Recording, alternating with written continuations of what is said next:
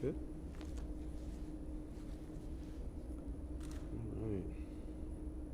Oh, yeah, I see it now. No one looking at you right now. So. Yeah, I'm going to give them a sec. That way I can share it to... Somebody looking at you. Oh, yeah, I see it now. Yeah, I'm going to give them a sec. That way I can share it to... I can hear the delay. You hear the delay? Yeah. Lyanna saying, hey. I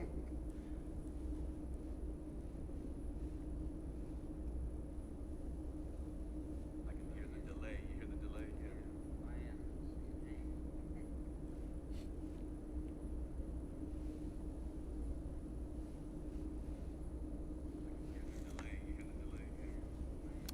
Oh, I can always post it on the other pages.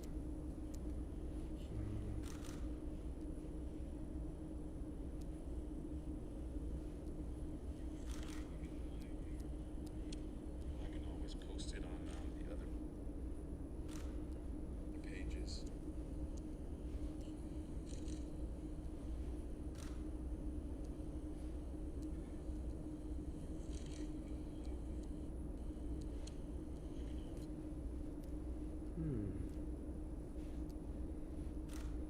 Wonder why I'm having a problem right now to do the watch party.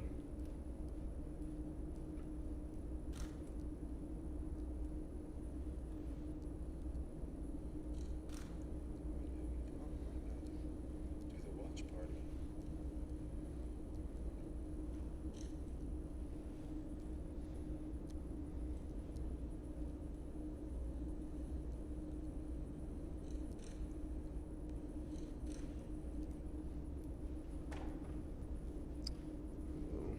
Just get started. All right. Thank you for all that are here and those who are tuning in.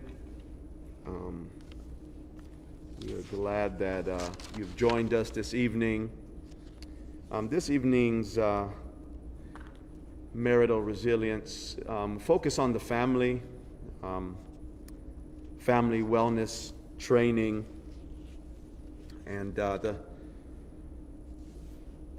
the first session will focus as parents, as leaders, and the family system in the military setting. Sometimes there's stressors with constant moving and PCS, life, deployments. And so oftentimes, what we've been taught is oftentimes forgotten, or what's been modeled in our home of reference maybe wasn't something that is working right now in your home and in your family. As society changes and the cares of this life and the stages of life, sometimes we have to learn new rules, learn new skills to adapt and move forward in the home, thus causing peace in the home, right? So, you should have your workbooks.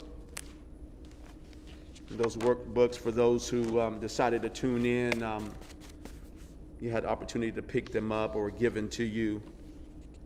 We'll be referring to that as we proceed here. So, just to give a brief welcome. So in family wellness, we're going to learn skills, how to get along in the family. We know that all families have their good times and their bad times. Even through this COVID season, there's been good, there's been bad, had to adapt, learn, and maybe right now you're in a point of stress in the family and things are not going right. And so my desire for you this evening, as we go through these two sessions, that you grow, that you take from this and apply what you can to your family situation. So we look here at what it takes to make good times happen. Right, you will have fun and learn with your family and other families. These sessions are designed to have children present, 7 and up, because they children are a central, integral part of the home. And oftentimes we as parents do not include them in the process. I grew up kind of differently with authoritarian parents, right? And what they said went.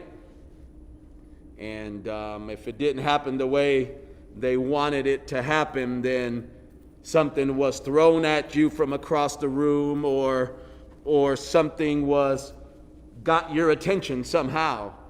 And right now in this society, that was acceptable back then, but right now in this society that we've pushed along to now, it's considered abuse in certain ways, and if it leaves marks, or it could be considered child abuse. And so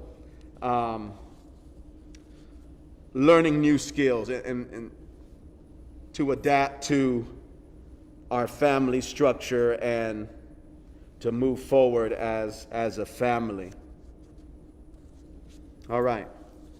So these sessions, they're designed around rules, right? How to get along in the family. There has to be some sort of structure, and in that structure, that family setting has to be some sort of rules for the family to grow and to thrive. So we're going to be talking about how to make good rules for the home. We believe that each person has two basic needs in the family: to be somebody special, to stand out, be unique, and to belong, to have friends, connections with other people. All right. So we're going to talk about 3 skills: speak, listen, cooperate, right? Basic communication skills. And oftentimes we as adults might struggle with communication, and it can cause friction in the home. But think of what you're modeling in front of your children, and then how are you relating to them? I always learn to get down to a child's level.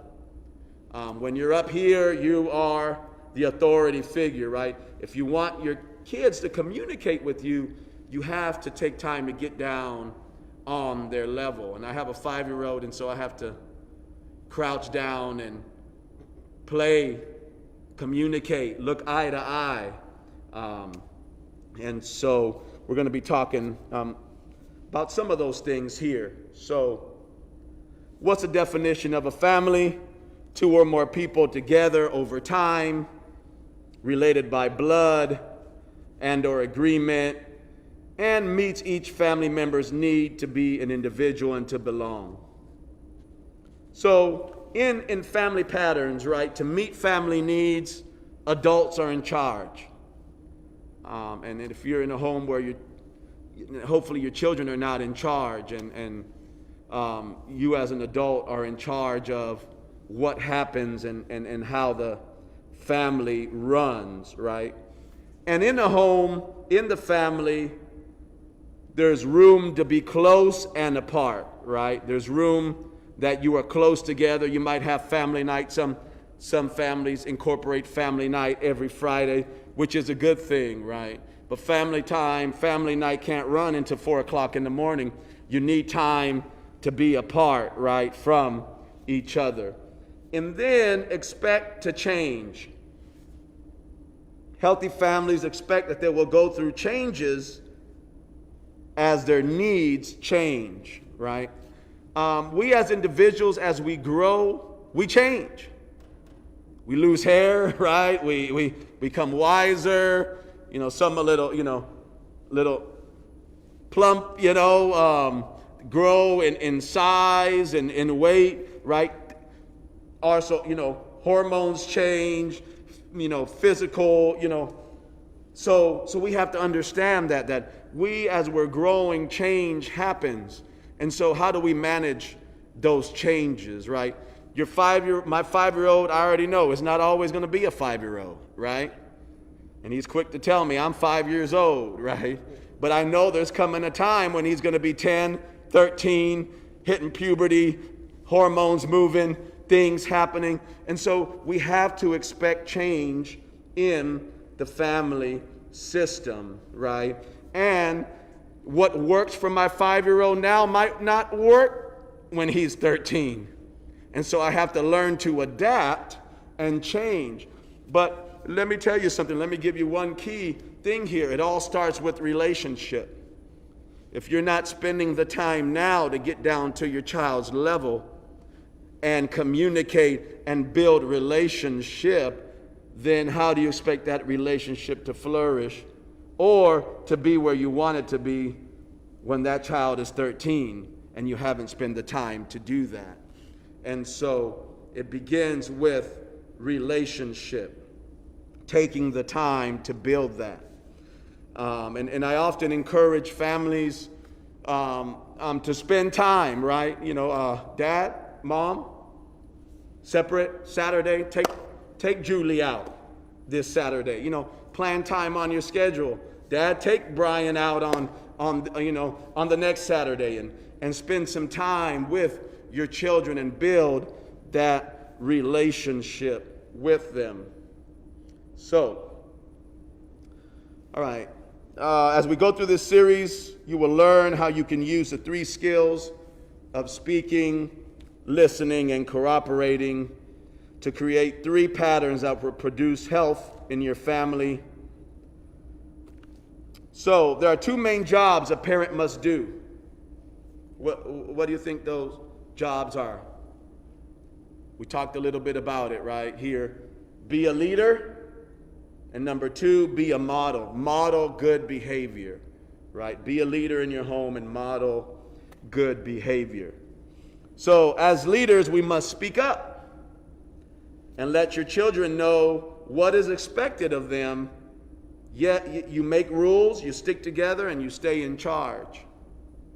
So, and as a model, we take time to what? It's not always leader mode, right? Hey, I'm in charge here. I don't care what you have to say. You're going to do what I say, or I pay the bills here. Wait a minute. You might want to step back from that kind of tactic, because what that produces at times is rebellion in the home. And so you want to take the time to listen to your child, encourage your child, and talk with your child. And what is that telling you? Relationship, right? Relationship. Good leaders develop relationship with people to be able to influence people to obtain a desired effect. So, one thing in this military setting that we often forget is that wife and, our families are not in the military. And so when you come home, you can't run your home like you are in the military. Sound of Music. You've seen that movie, right? Everybody's seen that movie, right? Yeah. Sound of Music. Whistles and blowing and hey, stand to the line and told, look, your family's not in boot camp. They didn't sign up to do that part. They signed up to be along with you. And I know it sounds like I'm preaching, but I'm trying to help you understand here, because I'm a family life counselor here, and I see these patterns. And throughout my years in the military, these are some of the things that I encounter or hear from those I have counseled, is the taking of that authoritarian leadership to the house. And so that will cause conflict in some homes, right? Might be cute for a minute, but so parents as leaders, right? So let me ask you a question. In a family, those of you who are watching from afar, thank you for tuning in. Please feel free to leave your comments, respond. We'd love to hear from you. So in a family, let me ask you a question. Who defines the rules of how we will live together? Now, just think about that question. Have you taken the time as parents to both sit down and talk about these things, right? Or are the rules assumptions, or we're making them up as we go along, or while we're angry, making up rules and consequences, right? I've learned as a parent to never try to discipline while I'm upset, right? I say, Mama, you can go ahead and handle this. Or she'll tell me, hey, Dad, you go ahead and handle this right now because I don't have the patience for this right now. I need to step on out.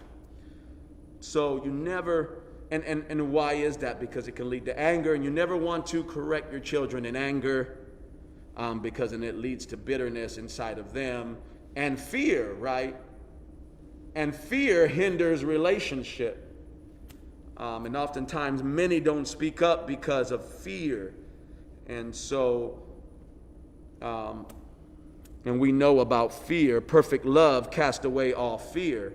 So we want that relationship where there's dialogue, talk, horizontal, vertically. And so there are three main relationships between people. I just talked about it. Above, caring for. Below, cared for. And beside, caring for each other. So we believe, I believe also that when parents take the above position, they decide on the rules for a family and children follow them. How many agree with that? Right? So as children grow, they will and should challenge parent authority. Right? And we've all encountered that, right? And we've seen that from 2 years old on up to teenagers. They're challenging authority. But families work best when parents take and maintain leadership. It's your job to lead the family. And if parents don't make rules, who does? Grandparents, neighbors, social workers, kids. What are the rules? Are they set out, right? Are they written somewhere in society? We did at one time have the 10 Commandments or rules set out, right?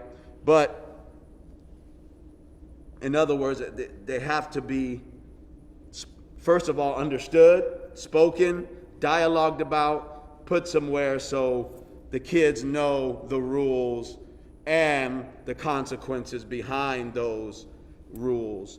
And often in discipline, we often focus on consequences, right? But what about rewards? Are we rewarding our kids for good behavior? Now think about that, right? I grew up in a home where there was always consequences for bad behavior and very limited rewards for good behavior, right? It was, hey, that's what's expected of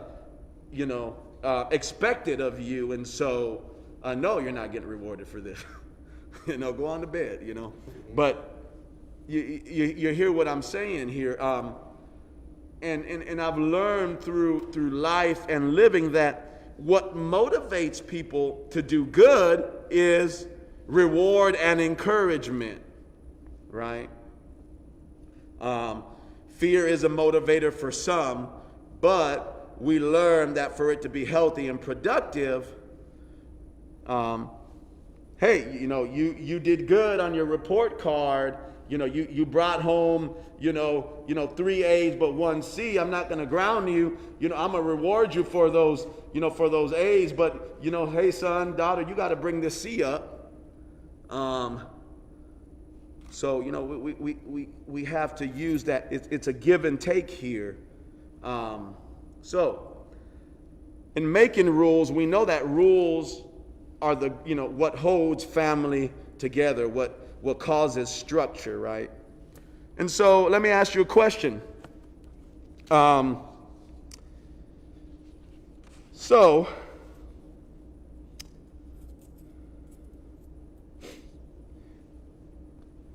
and I'm trying to think of here how to frame this question here, but how many of you grew up in, how many of you believe that in a home, in a family structure, it's all about rules? Or, if you look at the left here, it's all about rules. Or the right, there's no rules, right? It's just a free, we make rules as we go along. There's very limited rules. Or is it somewhere in between? How many think what do you feel is the right answer here? And maybe some of you grew up in a home where there were no rules. Some of you grew up in a home where there were all rules. But I believe it's somewhere in the middle. And I'm seeing some nods out there. Yes, it's somewhere in the middle where we have a balance of rules that govern the household, right? So, one thing to keep in mind is how to make rules, right?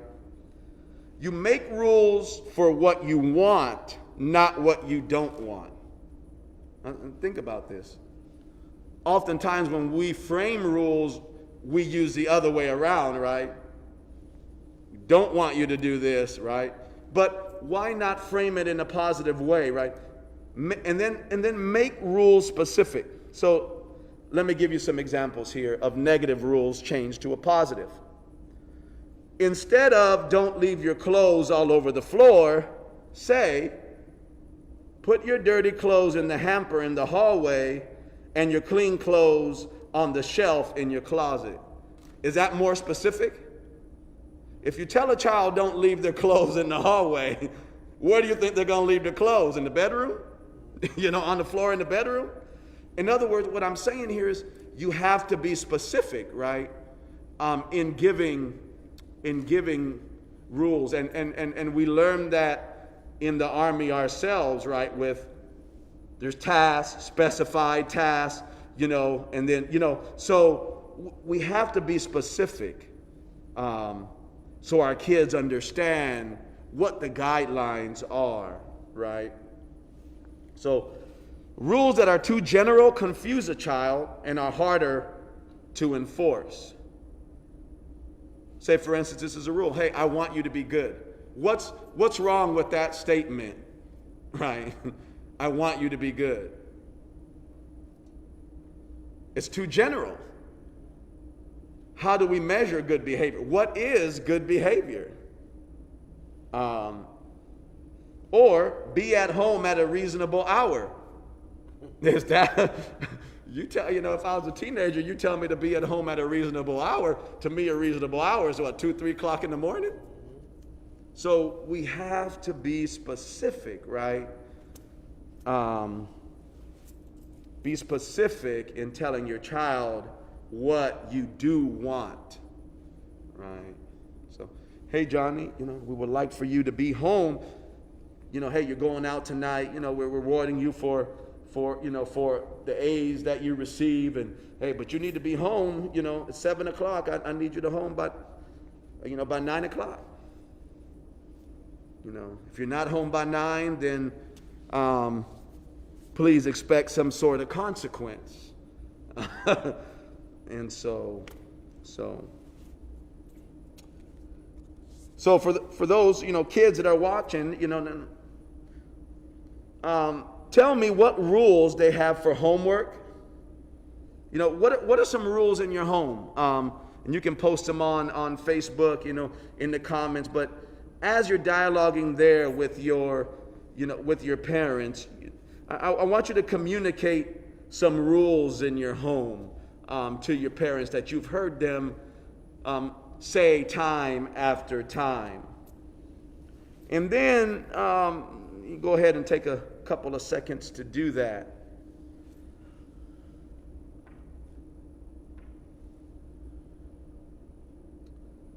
So, as you're stating these rules, now I want to ask you another question.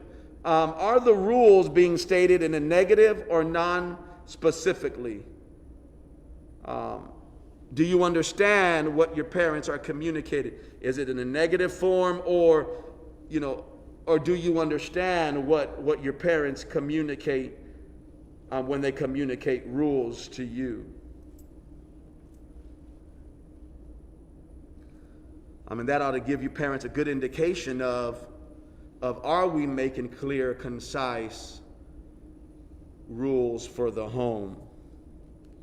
And there's and there's been studies about this, and I even tried it, in working with people, and it's provided good dividends, right? Instead of focusing on the negative people do, encourage them for, if you want behavior to encourage, to succeed, to continue in a home, you have to reward and encourage positive behavior. Now think about this. If you're always thinking about the negative that your child is not doing, what are you communicating to that child? Both psychologically, physically, mentally, that I can't do anything good, right? But if you reward them for the good they are doing, even if it's a minor thing. Hey, thank you, Johnny, for putting that cup in the sink. Great job. Yeah, they might not have completed the task and washed it, but hey, this is how, okay, we'll get there time after time, but thank you for doing that.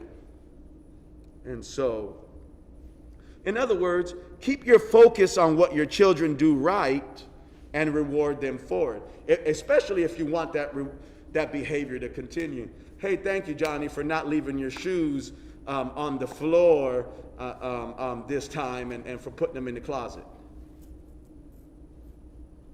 Thank you can go a long way. Hey, I noticed your good behavior this week. You've really put a good foot forward. Let me reward you. We're going to go and get some ice cream. So just think about that. Reward, your children for good behavior. Don't just always focus on the negative, right? So let's turn to page 3 in your workbook.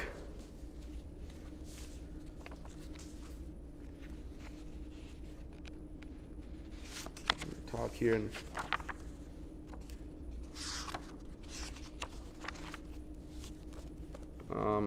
making rules, right?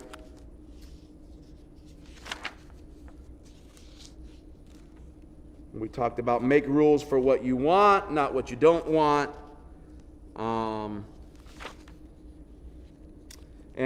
Page 6, let's go here. Choose rewards and consequences you are willing to enforce, right? So let's talk about this a little bit. And I mentioned beforehand that you never want to make up a rule while you're angry. Hey, Johnny, you left your shoes on the floor. Go and do this right now, or if not, I'm gonna. So you never want to do that, right? It communicates a wrong message. Remember, the purpose of a consequence is to teach your child rather than to just punish, right? We as parents, as leaders, we are charged to teach our kids and bring them up so they can be good participants of society and teach them what's right. So the police does not have to discipline our children, right? And so that consequences, teach your child rather than just punish. So your child is most likely to learn if the consequence is the logical outcome for the child's behavior, and if the consequence gets the job done instead of pointing to a new place to fight, right? And so why do you think it's important to include children in making rules when appropriate? And I know there's some rules there's a no-brainer, no, these things are not happening, right? But why is it important to teach our children and include them in making rules when appropriate.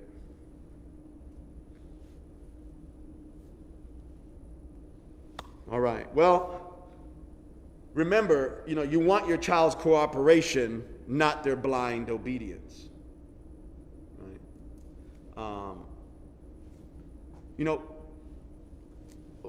One reason is, you want your children to express what's on their heart, right? Instead of blind obedience, or sometimes leads to rebellion. And that's where I talked a little bit about that relationship. You want them to express, right, these things to you. Because if they're not expressing them to you, who do you think they're expressing them to? The friends, sometimes bad acquaintances, and so you want them to be able, and it all starts at an early age, right? So you'll probably receive more cooperation from your child that's included in the rules, instead of being on the outside after you made these rules, right? In other words, you want their buy-in into the rules, right? And I'm not saying they have to agree with the rules, but you want to hear what they have to say. Okay, Johnny, that makes sense. You know what? Let's adjust it a little bit here, but you understand the concept, right? Of why these rules and why they are important in the home, right? So, how many have had family meetings? I know I grew up watching, the Brady Bunch and the Cosby Show, and I would see the concept of family meetings, right? Getting together and having family meetings and passing around an object. Okay, you have the floor. Let's hear what you have to say. Everybody else be quiet. Let Johnny, let Susie speak. And it was a good way for children to let out what's on their mind, right? And what's on their heart, and make them feel part of the home. Because, look, my wife always has a saying, hey, peace in the home, right? Peace, right? There's no need to fuss.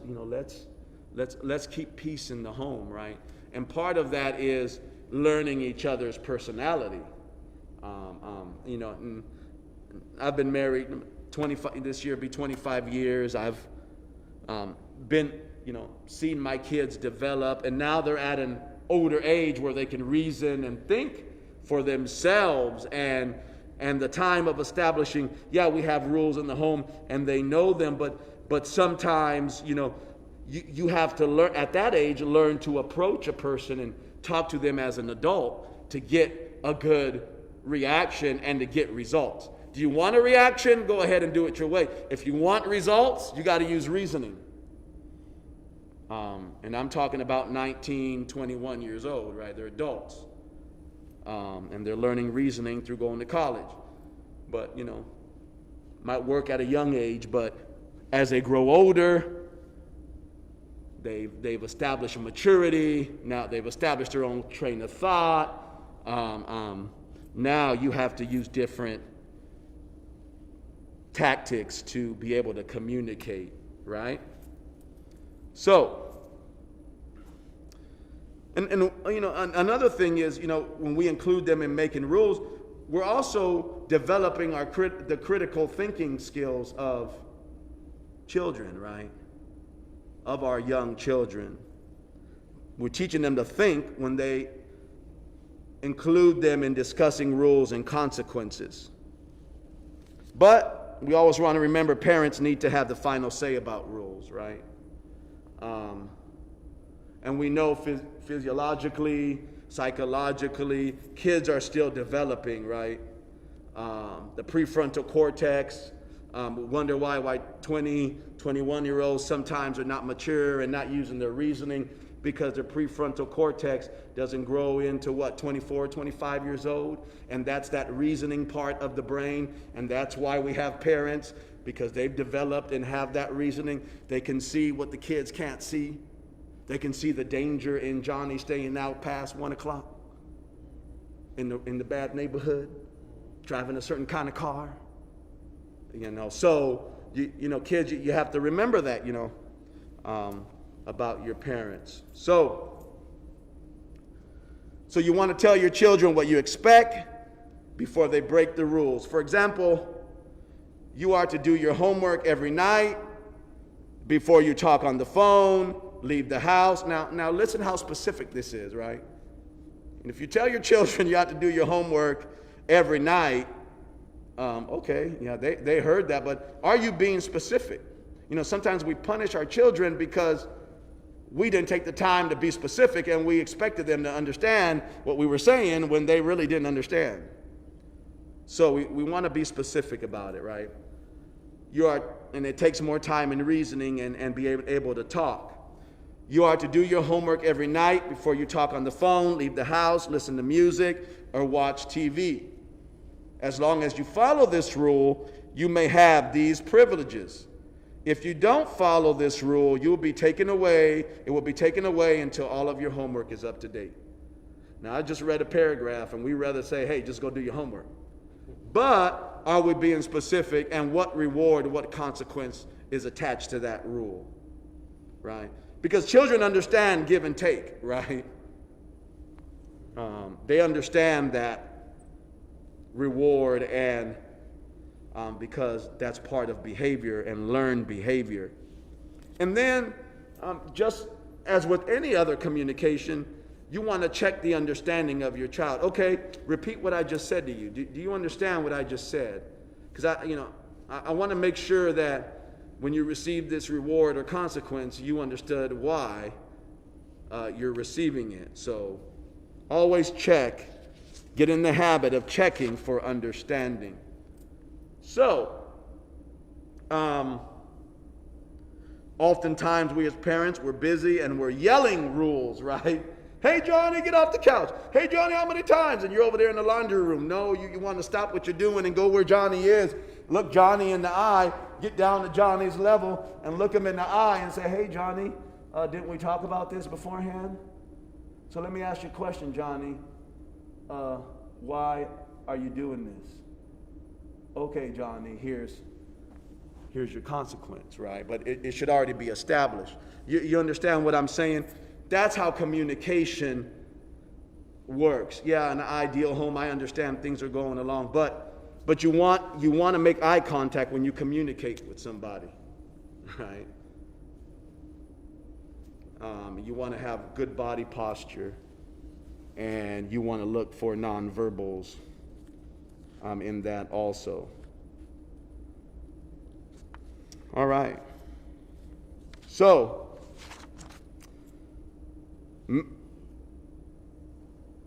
stick together as parents, make rules you all believe in, negotiate your differences.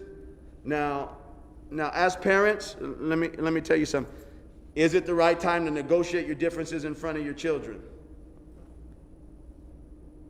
Probably not, right? Because what are you doing at that point, right? You're showing your children that mom and dad don't even know who's in charge.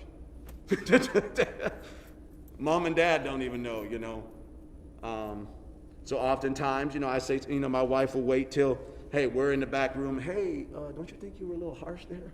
Don't you think? You know what I mean? I'm laughing about it, but we have to understand, look,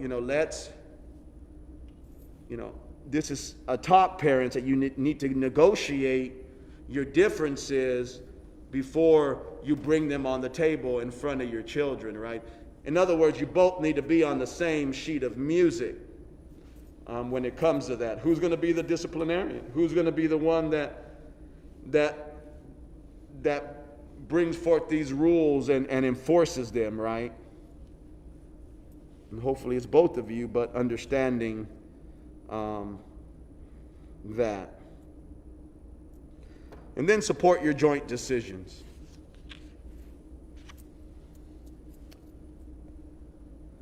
Also in single parents, I know there's single parents out there, and sometimes it's hard as a single parent to parent, but you have support, right? All parents, especially single parents, must give themselves time apart from their children to think out and get ideas, right? And stay-at-home moms, you're always around, the young children. Yeah, you need a break. Time to get out and be with adults, talk to adults, right? Or you start talking like your children, like, you need sanity, some time to step away. So we'll be learning how to practice, how to negotiate that as parents.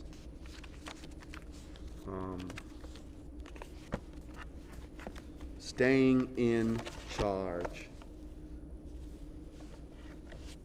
All right. So I want you to, we're going to do an exercise before we break here.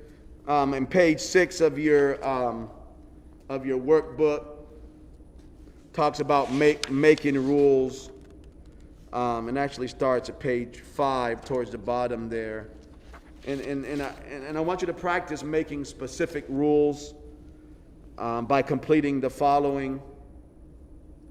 For example, I want, this is an example, but I want Andy, age 8, to get himself to school every day on time. Was that specific enough? Did it have a reward, a consequence? Right? Just think about those.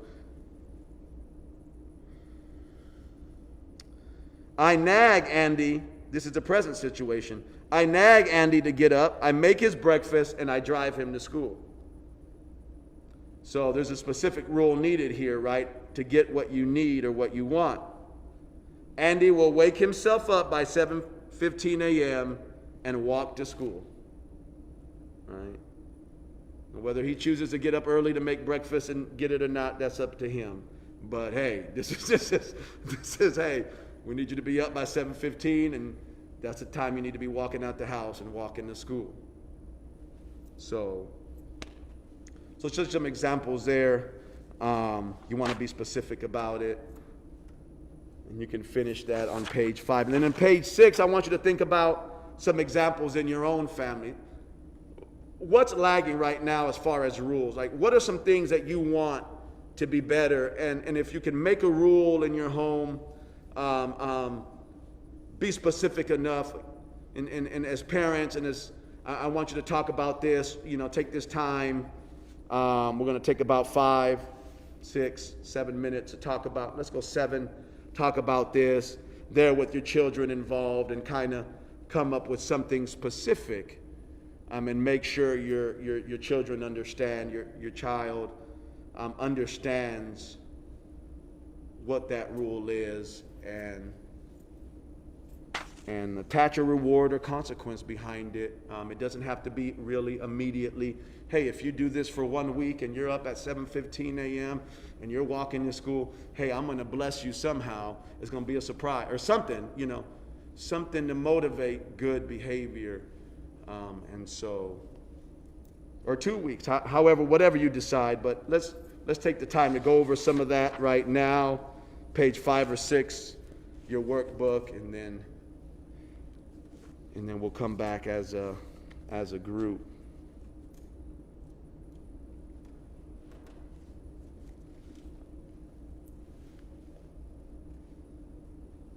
So I have 6:49. Let's 6:55.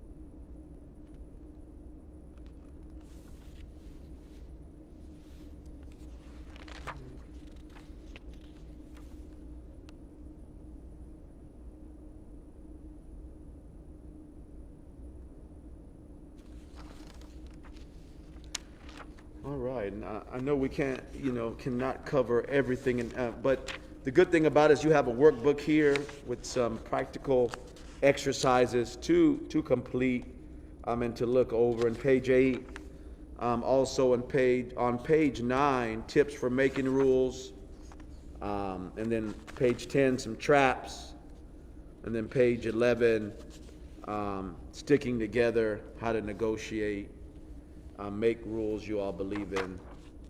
And so we're going to take a break at this time, a 10-minute break, 6:55, so 7:01, 7:02, we'll get back here and finish and wrap up for this evening. Thank you for attending, and we'll take a break.